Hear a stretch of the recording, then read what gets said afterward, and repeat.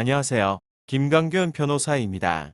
오늘은 가계약금 반환 청구에 대해 알아봅니다. 가계약금은 정식 계약이 체결되기 전에 공인중개사의 말에 따라 지급하게 됩니다. 보통 공인중개사는 매매 물건을 잡아두기 위해서는 가계약금을 입금해야 한다고 하면서 매도인의 계좌로 수백만 원 내지 수천만 원을 송금하라고 합니다. 이렇게 가계약금이 송금하는 경우는 매우 다양합니다. 매매대금, 계약금, 중도금, 잔금에 관한 내용이 어느 정도 협의가 된 경우도 있지만 급하게 가계약금을 송금하느라 구체적 협의 없이 일단 가계약금을 보내는 경우도 많습니다. 워낙 다양한 경우가 있기 때문에 가계약금과 관련한 판결도 다양하게 나오고 있습니다. 하급심 판례 중에는 가계약금 반환을 인정하지 않은 경우도 있습니다.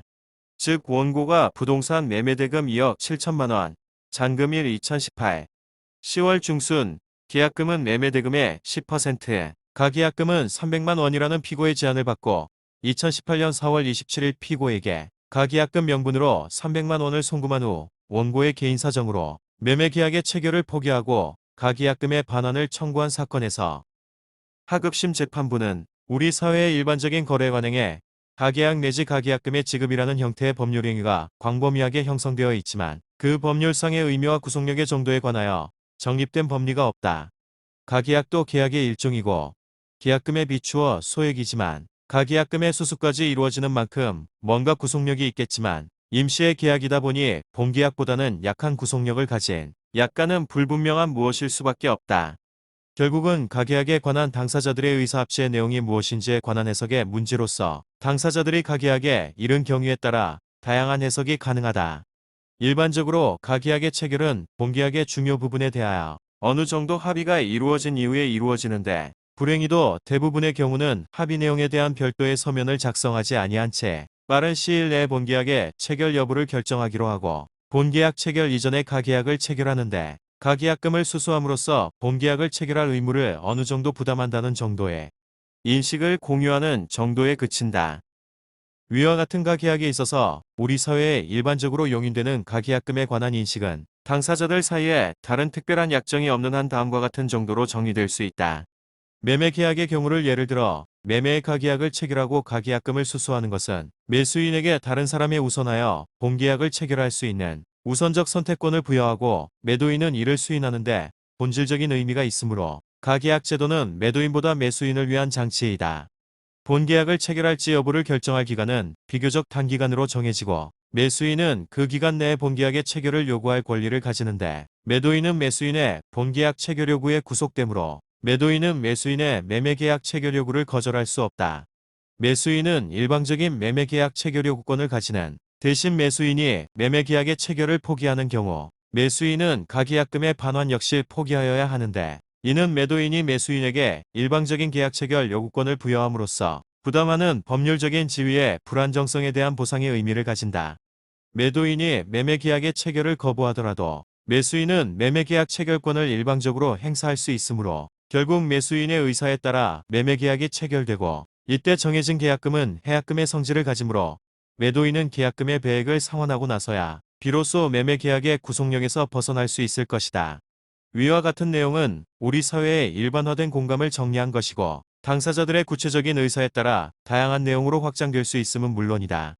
라고 판시하여 원고가 계약을 포기하였다면 가계약금의 반환을 청구할 수 없다고 하였습니다. 그러나 다수의 하급심 판결들은 가계약금의 반환을 인정하는 경우가 많습니다. 예를 들면 다른 사건의 하급심 재판부는 공인중개사가 매매대금 3억 8,500만 원, 계약금 3,500만 원 중 당일에 1,000만 원 입금하고 2018년 7월 9일 오후 2시에 계약서 작성하고 나머지 입금한다. 중도금 지급일과 잔금 지급일은 계약 시 협의한다라는 문자 메시지를 원고에게 보내고 원고가 피고에게 1,000만 원을 송금한 사실 등만으로는 중도금과 잔금의 액수, 각 단계별 지급일, 목적물인 아파트의 인도와 소유권 이전 등기일 등의 매매계약의 주요 사항이 정하여졌다고 볼 수 없다. 고 전제한 후 원고와 피고 사이에 위 아파트에 관한 매매에 본계약은 체결되지 않고 가계약만 이루어진 단계로서 장래의 교섭에 의하여 계약의 중요한 내용이 정해지거나 수정될 것이 예정되어 있으며 교섭 내용에 따라 본계약이 결렬될 수도 있는 불분명한 상태에 있었던 것으로 보이므로 원고가 피고에게 지급한 위 1,000만 원은 원고가 피고에게 이 사건 아파트에 관한 매매계약을 체결할 의사가 있음을 밝히면서 장차 계속될 매매계약 교섭의 기초로 지급한 일종의 증거금으로서 원고와 피고 사이의 본계약이 체결될 경우 그 매매대금 중 계약금 일부의 지급에 가름하되 본계약이 성립되지 않을 경우 반환할 것이 전제된 것으로 봄이 타당하다. 따라서 피고가 원고에게 위 1,000만 원을 반환한 이상 추가로 1,000만 원의 손해배상을 구하는 원고의 주의적 청구는 이유 없다. 고 판시하였습니다. 가계약금에 대해 별도의 합의가 있는 경우에는 그 합의 내용에 따라 판단이 달라질 수 있습니다. 예를 들면 공인중개사가 매매대금 4억 5천만 원, 계약금 일부를 매도인 계좌로 입금하기로 함. 계약서는 일주일에 협의, 계약서 작성 시 계약금 10% 입금, 잔금일은 12월 중순 상호 협의, 계약금의 일부도 계약금과 같은 효력을 지니므로 계약을 해지할 경우 매도인은 계약금 일부의 2배, 매수인은 계약금 일부 포기 시 계약을 해지할 수 있다. 이에 이의가 있으시면 입금 전에 문자로 알려주십시오라는 문자를 매수인에게 보내고 매수인이 같은 날 계약금의 일부를 송금한 사건에서 해약금 계약과 위약금 계약은 서로 별개이다.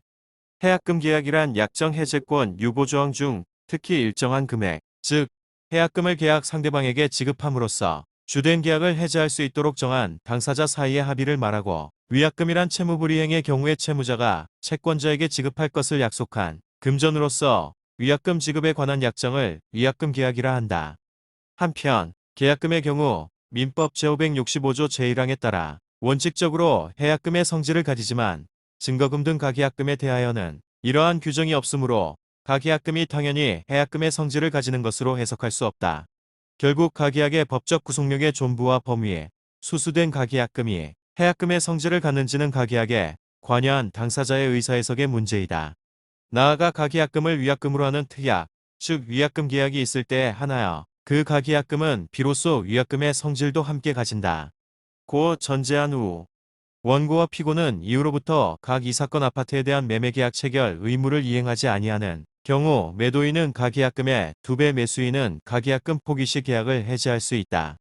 라는 내용의 문자메시지를 받고 이에 이해 없이 가계약금을 수수한 사실은 앞서 본 바와 같은 바 위 인정 사실에 의하면 당사자 사이에 가계약금을 해약금으로 한다는 점에 대하여 의사의 합치가 있었다고 봄이 상당하다.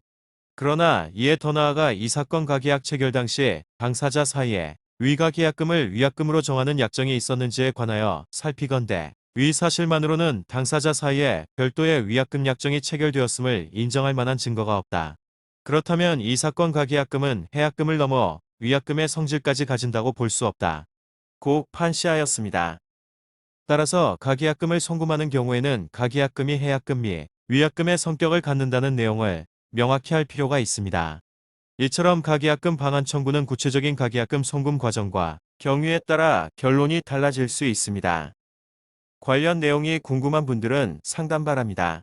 감사합니다.